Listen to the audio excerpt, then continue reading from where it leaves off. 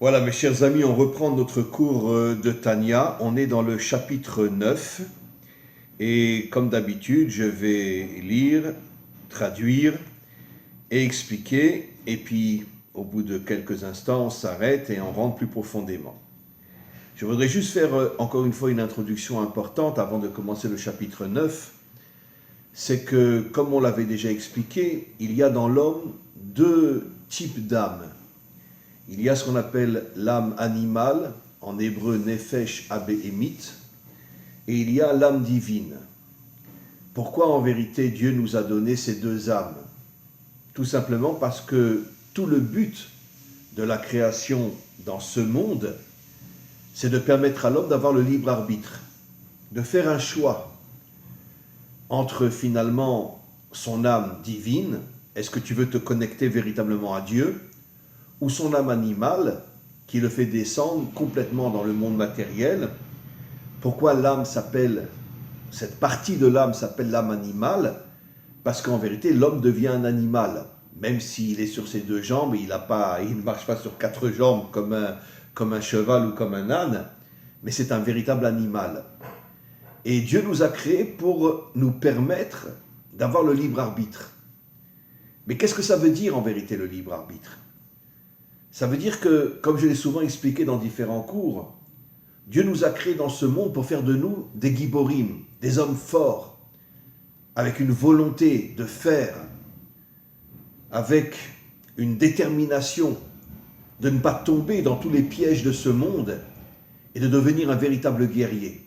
Comme l'exemple du roi David, qui était un véritable guerrier, c'était un homme qui était connecté à Dieu comme on ne peut même pas l'imaginer, mais en même temps un véritable guerrier. Et c'est vrai que David est tombé une fois, mais sur le plan moral, il est tombé avec Bathsheba, bien qu'elle était divorcée, puisque, comme je l'ai déjà expliqué, à cette époque-là, David obligeait tous les soldats qui partaient à l'armée à donner un acte de divorce à leur femme, dans le cas où il ne reviendrait pas et qu'on ne sait pas où il est et que la femme ne peut pas se remarier.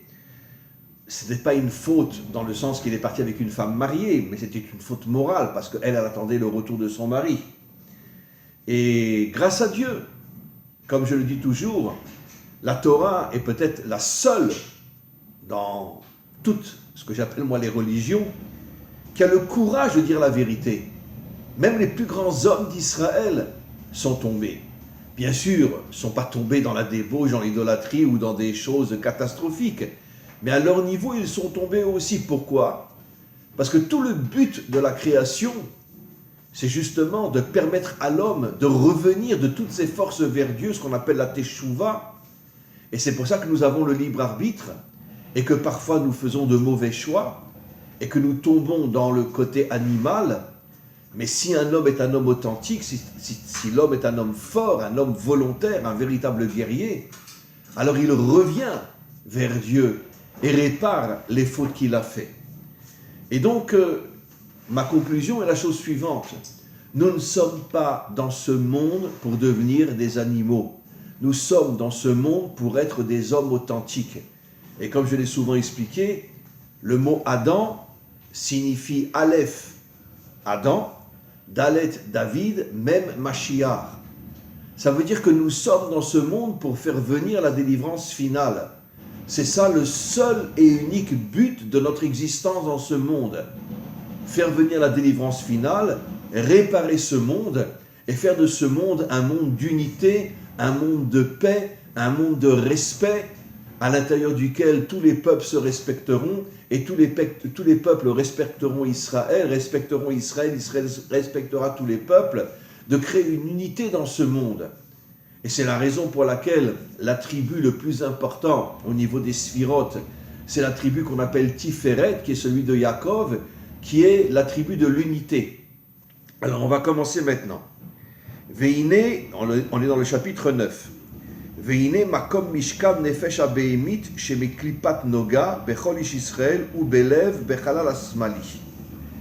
Le nefesh abehemi, l'âme animale, se trouve dans le cœur. Mais du côté gauche, on a le côté droit du cœur et le côté gauche du cœur. Et l'âme animale se trouve du côté gauche. Là, je vais expliquer quelque chose de très, très, très important. En vérité, le côté gauche fait allusion à la gvura, fait allusion à la force. On sait que dans les sphirotes, dans les attributs divins, le côté droit fait plus allusion à la bonté et le côté gauche fait plus allusion à la force. Comment le Nefesh HaBehemi peut-il être du côté gauche qui est le côté de la force? Alors, là aussi, c'est quelque chose de très très important. Si l'homme tombe uniquement dans le Nefesh HaBehemi, il aura des forces, mais des forces qui vont lui permettre de vivre dans le monde matériel et de ne vivre que pour son propre profit. Faire de l'argent, s'amuser, etc., etc.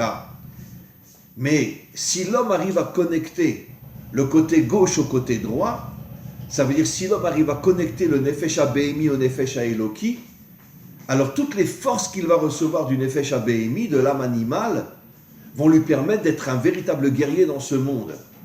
Parce que le côté droit, c'est le côté spirituel. Le côté spirituel, d'une certaine manière, ne nous connecte pas véritablement à ce monde. Il nous donne des forces que l'on transmet à l'âme animale qui va nous permettre de devenir un véritable guerrier. Prenons encore une fois l'exemple de David. David étudiait toute la nuit. Quand il étudiait, il ne se battait avec personne. Mais par contre, il recevait des forces inimaginables en étudiant la Torah, la vraie Torah, en se connectant avec Dieu. Et quand le matin, il montait sur son cheval avec une épée, il était rempli de forces inimaginables. D'une certaine manière, il rentrait plus dans son Nefesh HaBehemi, il rentrait dans son âme animale, mais pas dans le sens négatif, pas dans le sens mauvais. L'âme animale dans le sens qu'il devenait comme un lion. Et d'ailleurs, c'est la raison pour laquelle la tribu de Yehuda est comparée à un lion. Le lion, c'est un animal, mais c'est aussi le roi de tous les animaux. C'est-à-dire que finalement, nous sommes obligés dans ce monde d'avoir un Nefesh HaBehemi. Mais nous devons le connecter au Nefesh HaEloki, nous devons connecter notre âme animale à l'âme divine. À ce moment-là, l'âme animale est transformée par toutes les forces de l'âme divine. Et à ce moment-là, nous devenons un véritable guerrier qui se bat contre toute la méchanceté de ce monde, toute l'impureté de ce monde, pour le réparer, pour le purifier. Donc en vérité, là je vais rajouter quelque chose de très important. Au début, j'ai commencé à expliquer que si on ne tombe que dans l'âme animale, on devient un âme animale. Mais en vérité, tout le projet de Dieu, c'est l'unité. Ça veut dire l'union entre les choses contraires. Unir l'âme divine à l'âme animale. De transformer l'âme animale en quelque chose qui fait de moi un guerrier qui n'ait peur de rien et qui part en guerre contre tous les méchants de ce monde. On continue. Donc c'est la raison, encore une fois, pour laquelle l'âme animale est du côté gauche. Si je me déconnecte de l'âme divine, je tombe dans la matérialité, dans l'animalité. Mais si je connecte mon âme animale à mon âme divine, à ce moment-là, je deviens un homme spirituel qui est en même temps un véritable guerrier. Chez Ouma les dames, comme on le sait, le côté gauche du cœur est rempli de sang. Urtiv, comme il est dit, qui Adam ou un nefesh. Le sang se trouve dans le nefesh, et le nefesh, qui est la première partie de l'âme, se trouve dans le cœur. La reine kol ha'ta'avot ve'itparut ou ka'as ve'domem en belev. Et qu'on sait que si l'homme, encore une fois, se déconnecte de l'âme divine, il tombe dans le désir, dans le plaisir, il tombe dans l'orgueil, il tombe dans la colère, et tout ce qui ressemble à ces défauts-là. Pourquoi ? Parce que, encore une fois, l'âme animale, déconnectée de l'âme divine, ne reçoit plus aucune force surnaturelle des forces divines, et l'homme tombe dans toutes les tentations, dans tous les plaisirs, dans toutes les colères, dans toutes les saletés de ce monde. Maintenant, regardez. Ume alev en mitpashtot bechol aguf. Et quand l'homme naît uniquement dans l'âme animale, à ce moment-là, tout son corps devient un corps animal. Vegam ole la moar.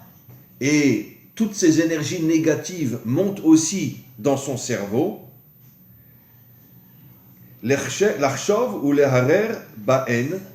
Et son cerveau est rempli de mauvaises pensées. L'argent, les filles, la débauche, l'idolâtrie, etc. Ou l'itrakem ba'em.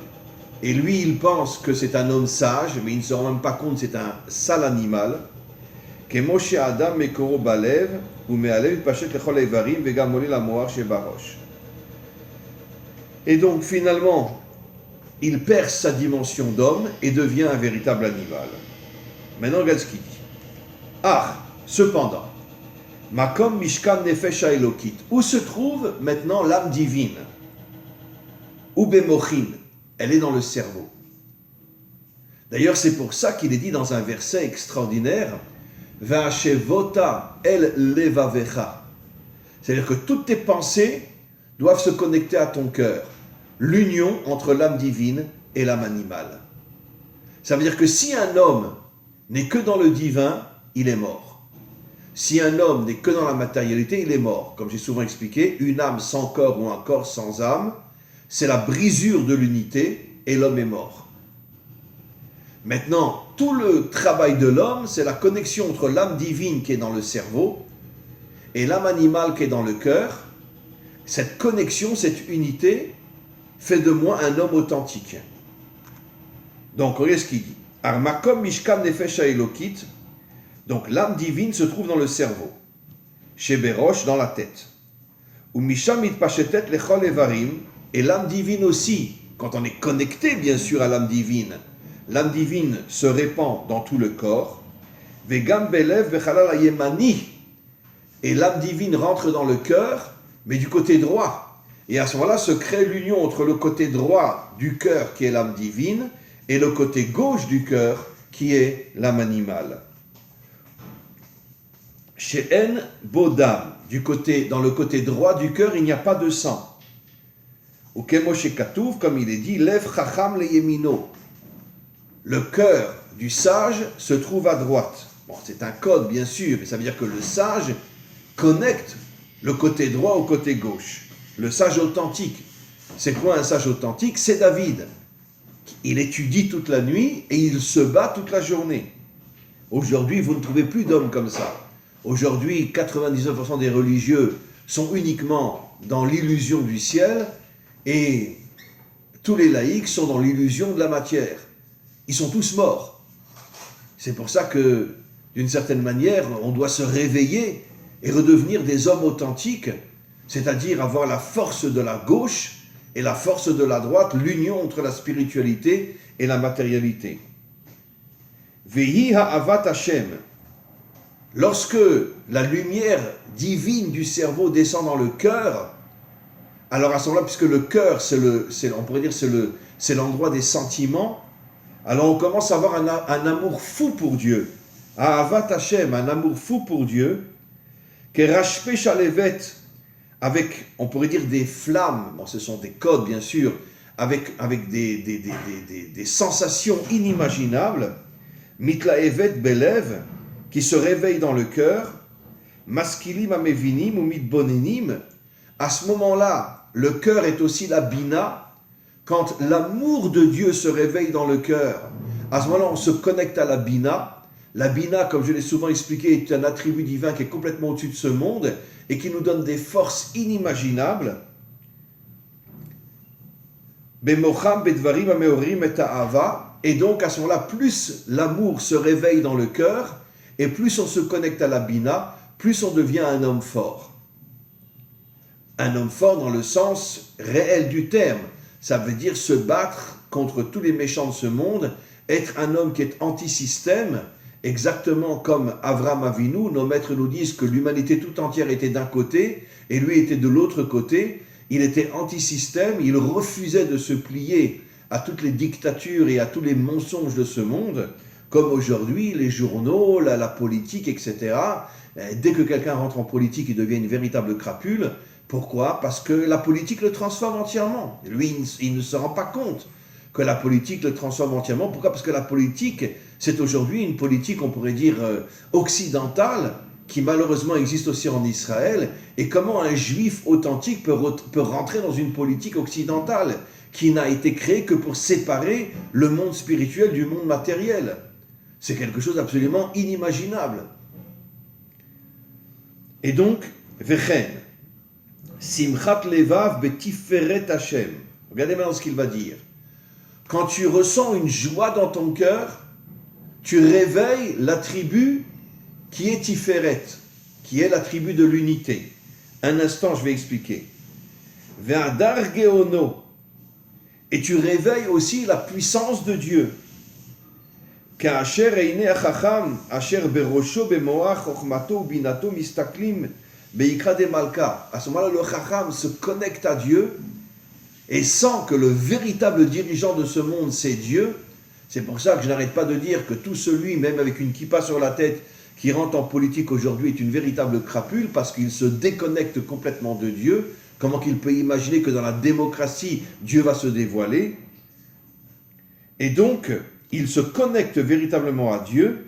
Mistaklim beikra de malka, il voit la grandeur de Dieu, vetiferet, et l'unité de Dieu, gedulato, sa grandeur, en cheker, qui n'a aucune limite, ve'en sof, la grandeur de Dieu n'a aucune limite, n'a ve'tachlit kemevoa b'makom acher, et donc il reçoit toutes les bonnes midot, toutes les bonnes qualités. Alors maintenant, comment la joie peut réveiller Tiferet?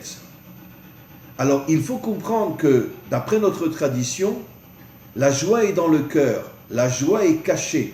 La joie, c'est l'intériorité de l'homme.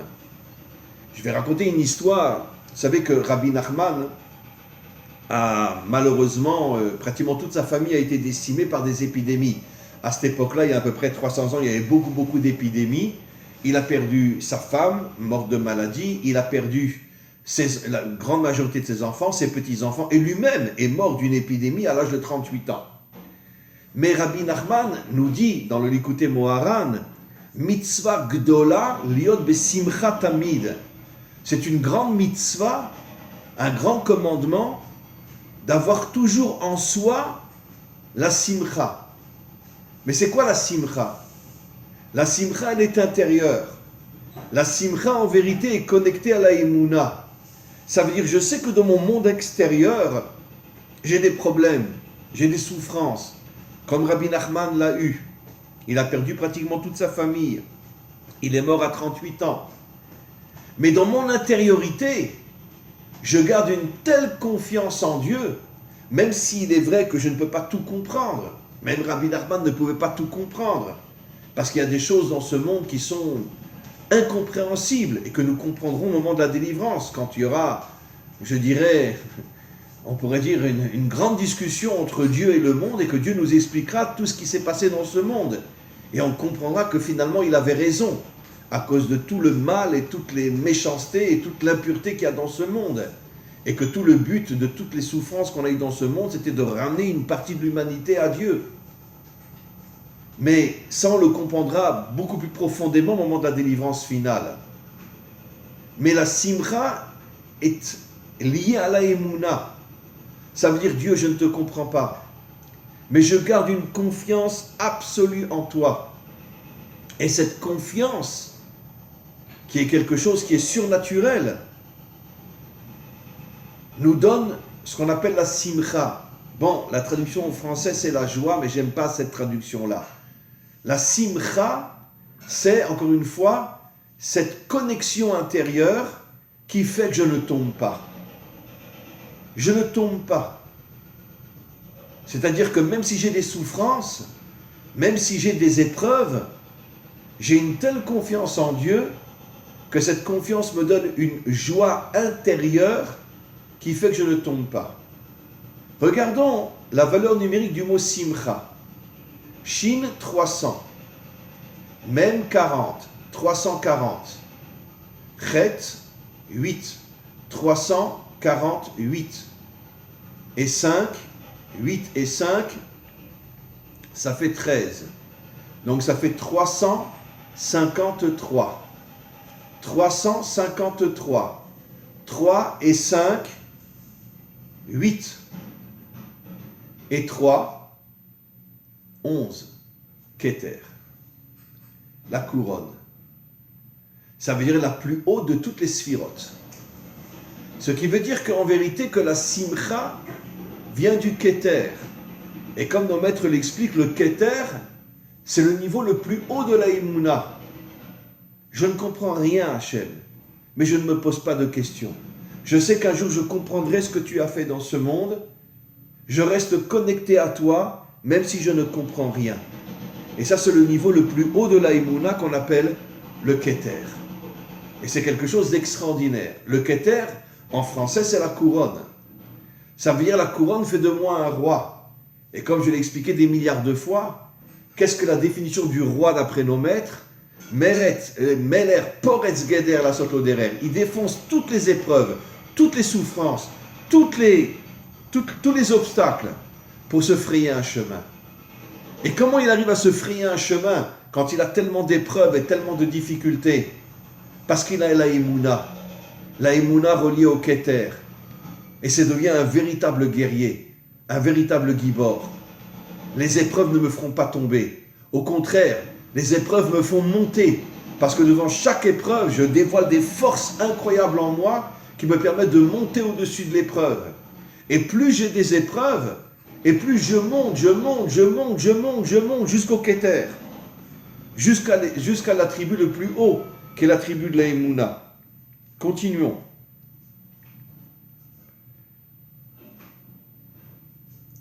De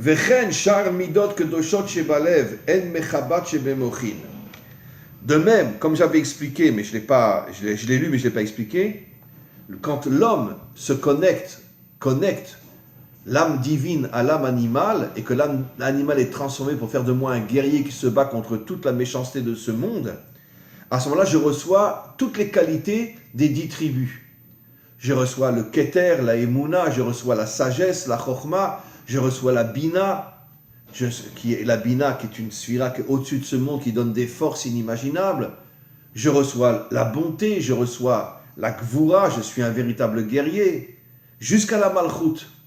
Et c'est quoi la Malchut, qui est la dernière sphira? Je ne vis que pour dévoiler que le seul et unique dirigeant de ce monde, c'est Dieu, qui se dévoilera au moment de la délivrance sur terre. C'est le seul et unique dirigeant de ce monde. Tous les autres, c'est que des vitrines, c'est que des masques, c'est que des crapules. Le seul et unique dirigeant, comme il est dit, Bayom Ahu Yeh Hashem le Melech al Kol Haaretz. En ce jour, Dieu sera roi sur toute la terre. C'est pour ça qu'aujourd'hui, comme on approche de la délivrance, il faut arrêter d'aller voter pour tous ces dirigeants qui sont en vérité des monstres. Comme Rabbi Nachman le dit, que toute la direction de ce monde, ce sont des Shedim, ce sont des démons. Que ce soit la direction, et il le dit, c'est pas moi qui le dis, dans la Torah 28, les dirigeants politiques, les dirigeants spirituels, il y a une connexion entre eux pour nous affaiblir, pour faire de nous des esclaves. Arrêtons de croire tous les mensonges de tous les dirigeants spirituels, de tous les dirigeants politiques, de tous les dirigeants financiers. Ce sont tous des démons, dit Rabbi Nachman. Dans la Torah 28, regardez-la. Et donc, on doit être anti-système. Et à ce moment-là, on reçoit des qualités qui vont faire de nous les 10 qualités des 10 attributs divins jusqu'à la Malchut. Et tout le but de mon existence dans ce monde, c'est travailler et agir pour que la délivrance, pour qu'on arrive à la délivrance, et que Dieu se dévoile comme étant le seul et unique dirigeant de ce monde. Voilà. Et ça fait des millénaires qu'on vote pour des hommes, et combien en Israël de soi-disant religieux votent pour des gens qui ne font même pas Shabbat, qui ne mangent même pas kasher, et on les appelle des religieux. Ce sont tous des déguisés. Tous des déguisés. Un homme authentique ne rentre pas dans la politique. C'est absolument impossible. On continue. Encore 5 minutes. Ah, iné, chtiv. Il est dit, ou les hommes, il est homme yametz. Quand Yaakov et Esav sont nés, il est dit qu'ils se battront l'un avec l'autre, et chacun essayera d'écraser l'autre, de monter sur lui et de l'écraser. Ki agouf, alors maintenant il va expliquer de manière plus profonde. Ki agouf nikra ir ktana. Le corps est appelé une petite ville. Comme 2 rois qui se battent entre eux pour conquérir une ville. Chez Kol Echad Rotze le Kavsha, chacun veut prendre cette ville et pour régner sur elle. Dainu la'anig yoshvea kirtsono, pour transformer les habitants de cette ville en esclaves, chez Yusarin les Mashmuto, qui sont comme des moutons qui écoutent ce que le roi dit, Bechol Hashem Yigzor Alehem, dans tous les décrets que le roi dévoilera. Alors qu'est-ce que ça veut dire? Pourquoi le corps est appelé une petite ville? Parce que le corps en vérité est entre les mains ou de l'âme divine qui tue le corps, ou de l'âme animale qui tue le corps. L'âme divine tue le corps parce qu'elle se déconnecte du monde matériel, quand elle est seule bien évidemment. L'âme animale tue le corps parce qu'elle se déconnecte du monde spirituel. Et la seule possibilité pour sauver le corps, pour en faire un corps d'action, c'est l'union entre l'âme divine et l'âme animale. Maintenant, on comprend pourquoi Rabbi Nachman dit que deux rois se battent entre eux pour conquérir la ville. C'est l'âme divine qui se bat contre l'âme animale. C'est tous les religieux d'aujourd'hui, y compris chez nous. L'âme animale qui se bat contre l'âme divine, c'est tous les laïcs qui se battent contre la spiritualité. Et aucun ne comprend qu'il doit y avoir l'union entre l'âme animale et l'âme divine pour faire de nous un homme authentique. Aujourd'hui, il n'y a plus d'hommes dans ce monde. Il n'y a que des animaux. Évidemment, il y a des exceptions. Ne serait-ce déjà que les 36 justes cachés. Les 36 justes cachés. 36, c'est la valeur numérique de Léa. Et nos maîtres disent que Léa était au niveau de la Bina. Et la Bina est un attribut divin qui est complètement caché. Il y a dans chaque génération 36 justes dans ce monde que nous ne connaissons pas. Et ces 36 justes qui sont au niveau de la Bina, d'une certaine manière, maintiennent ce monde pour qu'il ne soit pas entièrement détruit. Même s'il y a des guerres, même s'il y a des catastrophes, des épidémies, mais ils le maintiennent jusqu'à la délivrance finale. Où à ce moment-là, la Bina se dévoilera au niveau de toutes les nations adamiques et d'Israël. Mais les 36 justes sont complètement cachés. Et pourquoi ils sont cachés? Parce qu'ils sont au niveau de la Bina. Ils sont comme Dieu. Dieu est caché dans ce monde. Qui peut imaginer que Dieu est dans ce monde? Mais il est caché complètement dans ce monde. Pourquoi? À cause de tous les méchants qui dominent ce monde. Et il est obligé de se cacher. Mais au moment de la délivrance, il se dévoilera. Et donc, il y a cette lutte entre l'âme divine et l'âme animale. Les laïcs disent tous les religieux sont des idiots. Les religieux disent tous les laïcs sont des idiots. Et personne ne comprend qu'il faut l'unité entre l'âme animale et l'âme divine pour transformer l'âme animale en une force inimaginable. Et exactement ce que nous dit ici le Tanya. La différence qu'aujourd'hui, il y a une lutte inimaginable entre le monde religieux et le monde laïque qui a commencé avec Caïn et Abel. Bien que j'ai fait un cours incroyable que j'ai mis sur mon site hier sur justement la grandeur de Caïn, la grandeur même du serpent. Écoutez ce cours, c'est un cours absolument incroyable. Et on continue. Encore une phrase. Car, shten anefashot haelokit vachionit abehemit shemaklipa nilchamot zubezi. Voilà ce qu'il dit. Et en vérité, malheureusement, depuis le début de l'histoire, depuis le début de la faute de Adam et Ève, il y a un conflit entre l'âme divine et l'âme animale. Elles ne comprennent pas qu'elles doivent s'unir. D'accord? Comme les juifs religieux détestent toutes les autres religions détestent les juifs, elles se détestent entre elles. Mais où est l'unité? Où est l'unité? Où est l'unité? Un juif est capable de pouvoir accepter des musulmans, de pouvoir accepter des catholiques, de pouvoir accepter des protestants. Je ne suis pas d'accord avec tes idées. Mais si tu es un homme bien, je me lie à toi. Je ne regarde pas tes idées. C'est ce que les dirigeants veulent faire. Regarde les idées, il n'est pas comme toi, tue-le. Non. Si c'est un homme bien, même si je ne pense pas comme lui, je ne penserai jamais comme lui, si c'est un homme bien, je peux me lier à lui. Mais depuis la faute de Adam, qui a séparé le monde d'en haut du monde d'en bas, il y a un conflit inimaginable entre le monde religieux et le monde laïque, entre le monde laïque et le monde religieux. Et c'est pour ça qu'on vit dans le monde de la mort. Regardez ce qu'il dit. Il y a le conflit entre l'âme divine et l'âme animale. Nilchamot zuimzu, elles se battent l'une contre l'autre pour pouvoir dominer le corps. C'est à pleurer.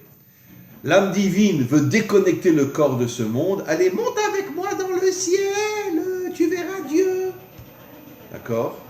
Et l'âme laïque dit, allez, viens avec moi dans ce monde matériel pour profiter de tous les plaisirs de ce monde matériel. Voilà le conflit qu'il y a entre les religieux et les laïcs. Mais en vérité, ils sont tous morts. Pourquoi? Parce qu'une âme sans corps et un corps sans âme, c'est la mort. C'est exactement la faute de Adam Arishon. Adam Arishon a séparé le corps de l'âme et c'est pour ça que la Torah dit, il y aura la mort. Et regardez maintenant, je terminerai sur une chose extraordinaire. Le mot vérité se dit en hébreu émet. Les deux dernières lettres, c'est même taf, c'est la mort. Mais la mort est réparée grâce au Aleph. Et c'est quoi le Aleph? Le Yud d'en haut, le monde d'en haut. Le Yud d'en bas, le monde d'en bas. Et le Vav qui unit le monde d'en haut au monde d'en bas. Et à ce moment-là, la mort disparaît et on est dans le monde de la vérité. Tout notre travail, c'est d'unir le monde d'en haut au monde d'en bas. De devenir des hommes authentiques. De ne pas être toute la journée en train d'étudier ou toute la journée en train de faire du fric, mais d'unir les deux. J'étudie, je travaille et j'essaye de réparer ce monde. Comme le roi David. Be'ezrat Hashem, mes amis, qu'on ait ce réveil en nous de comprendre que nous sommes aujourd'hui dans un monde de mensonges, comme disent nos maîtres dans le Talmud, Alma de Shikra, le monde du mensonge. Nous sommes dans le monde du mensonge, tout le monde nous roule aujourd'hui. Les dirigeants, la finance, les religieux, tout le monde nous roule aujourd'hui. Et c'est exactement ce que dit le Tanya, un livre à pleurer, d'une vérité, d'une authenticité. D'ailleurs, vous pouvez trouver le Tanya traduit en français aujourd'hui. Comment le premier maître de la lignée Lubavitch, le Baal HaTanya, Rabbi Schneerson, nous révèle des choses comme ça. Le conflit entre l'âme divine et l'âme animale. Parce que les deux sont tombés dans le mensonge. Les deux sont tombés dans la mort. Mais nous allons nous réveiller. Nous allons redevenir des hommes authentiques. Amen v'chen yeh ratzon.